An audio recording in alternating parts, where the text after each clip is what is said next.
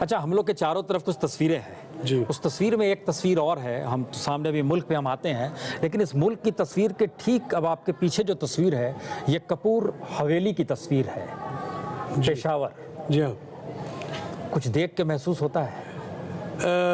मैं वहाँ जा चुका हूँ, पेशावर जब 1990 में गया था तो मैंने विज़िट की थी वो जगह। हाँ। और हमें बताया गया था ये हवेली है जहाँ मेरे पिताजी, वहाँ उनका जन्म हुआ था, मेरे दादा, मेरे परदादा। मुझे सिर्फ एक बात का, मुझे एक सवाल का मुझे जवाब नहीं मिल रहा था कि मैं जानता हूँ कि मेरे जो बाप दादा जो थे, परदादा, वो अमीर लोग नहीं थे, बहुत कॉमन पीपल थे। तो हवेली उनकी होना ये मुझे कभी समझ में नहीं आया। वो हवेली के हकदार कैसे हो गए? क्योंकि वो बेचारे गरीब आदमी थे, पुलिस सर्विस में काम करते थे। हाँ। क्या तो उस वक्त में बहुत कम पैसों में हवेलियाँ बनती थी तो उन्होंने बना ली होगी अपने बच्चों के लिए, या तो कोई और कारण से किसी से लोन लेके बनाई होगी। बट ये हवेली है वो इलाका जिसे कहा जाता है किस्सा खवानी, ऐसा कुछ नाम है, किस्सा खवानी। हाँ। और उसके मायने होते हैं the street of story tellers, मतलब जो कहानीकार रहते हैं। हाँ। कहानियाँ बनाते हैं। और देखिए क्या होता है कि राज कपूर साहब वहाँ पैदा होते हैं और वो कहानियाँ कैसे बुनते रहे अपनी ज़िंदगी में, फिल्म कैसे बनाते रहे, वो वहाँ के ही हैं, उसी इलाके के, पेशावर के जो नाम था किस्सा खवानी और ऐसा कुछ नाम है। अब दोबारा जाने की इच्छा होती है पेशावर? बिल्कुल होती है साहब, बहुत होती है। बिकॉज मैं अपने बच्चों को दिखाना चाहता हूँ कि ये हमारा वो पुश्तैनी घर है कि यहाँ से हम सब ने, हम तो पैदा, हमारी पैदाइश तो मुंबई की है जी। हमारे जी, ये जो हमारी ये जो लेकिन मेरी माता जी, मेरे पिताजी सब पेशावर के, वो उनकी पैदाइश है। और ये नस्ल ये यहाँ तक ही है, आगे तो जाएगी नहीं। तो एक मौका अगर मिला इस ज़िंदगी में तो जाएंगे, अगर नहीं मिला तो यही सोचेंगे कि भाई रणबीर और रणबीर के बच्चे, कभी उन्हें मौका मिले तो वो ज़रूर जाके देखना कि हमारी शुरुआत इस जगह से हुई। आप रणबीर के बच्चों पर आ गए, हम उस पर आए हैं। उससे पहले ऐसा क्यों आपको लगता है कि मौका नहीं मिलेगा? देखिए साहब, इसके बड़े कारण हैं। मैं ऐसा समझता हूँ कि मैं अपने आप को बहुत खुशकिस्मत समझता हूँ कि मेरी पैदाइश इस वक्त और ऐसे वक्त में हुई है जब मैंने देखा कि रूस और चाइना, उन्होंने क्या कहते हैं, डेमोक्रेसी अपना ली, कम्युनिज्म छोड़ के। मैंने देखा कि साउथ अफ्रीका में एपार्थाइड को एबॉलिश किया गया, जहाँ ब्लैक और वाइट्स के बीच में बीच में अंतर तो था। मैंने देखा कि ईस्ट और वेस्ट बर्लिन की दीवार गिरा गई। ईस्ट और वेस्ट बर्लिन की दीवार गिरा के उन्होंने अपने आप का समझौता किया। मैंने देखा ये कि ट्रंप ने जाके साउथ कोरिया में जाके न्यूक्लियर आर्मामेंट के बारे में, या उन्होंने पूरा एक समझौता किया वहाँ। हम 71 साल से क्या किया जा रहे हैं? हम क्यों नहीं अपनी दोस्ती कर सकते हिंदुस्तान और पाकिस्तान के बीच में? क्या है मसला, क्या है? कश्मीर का मसला विल बी ऑलवेज पेरेनियल, ना हम कभी देंगे ना उन्हें कभी मिलेगा, और वो मांगते ही रहेंगे। मुगले आजम सरी की फिल्म अगर अब बनती तो क्या होता? क्या होता? उसकी पहले लिखावट कौन करता? वो ऐसे कुछ जो शब्द, ऐसे डायलॉग कौन लिखता? बॉबी फिर से बन सकती है। क्यों नहीं?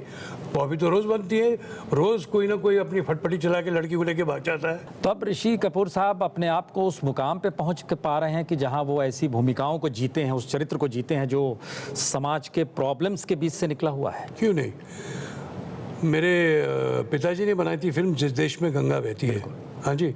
और उस फिल्म का जो क्लाइमैक्स था, वो कन्विंस कर लेते हैं डाकुओं को कि तुम चलो, मैं अपने जो हथियार है वो सरकार की तरफ उनमें पेश करो, बोलो हम बहक गए थे, हमें फिर से रीइंस्टेट करो सोसाइटी में, हम सज़ा के लिए राज़ी हैं बट हमारे साथ एक इंसाफ करो।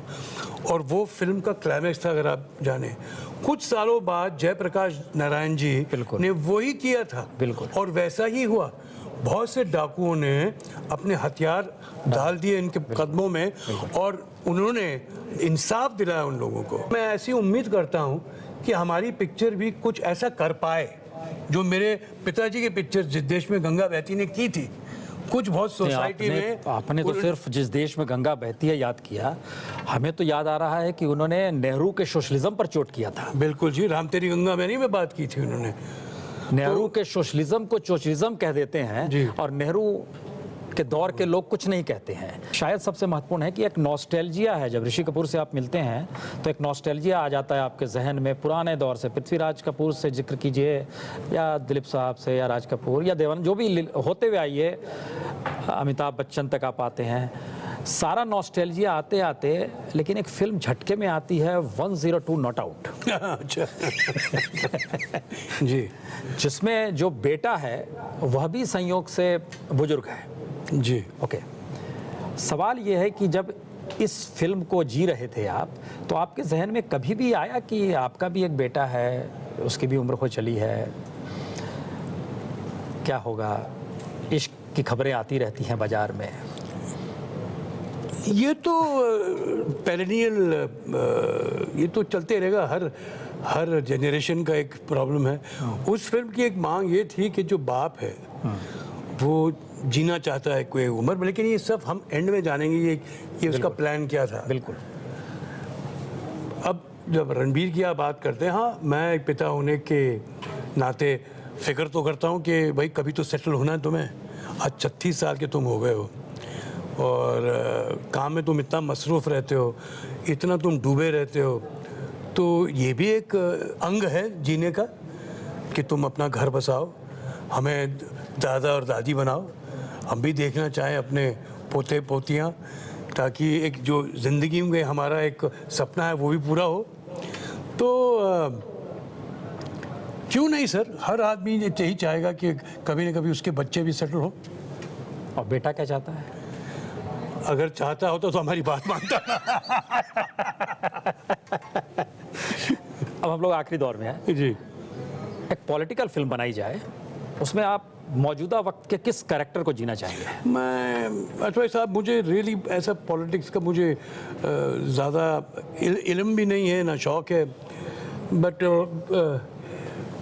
मुझे, मैं इज़्ज़त करता हूँ, लोग बहुत एक अच्छा सीरियस काम है लोगों को करने का। एक देश को चलाने का काम ऐसे ही लोग कर सकते हैं, हम जैसे तो नहीं कर सकते। तो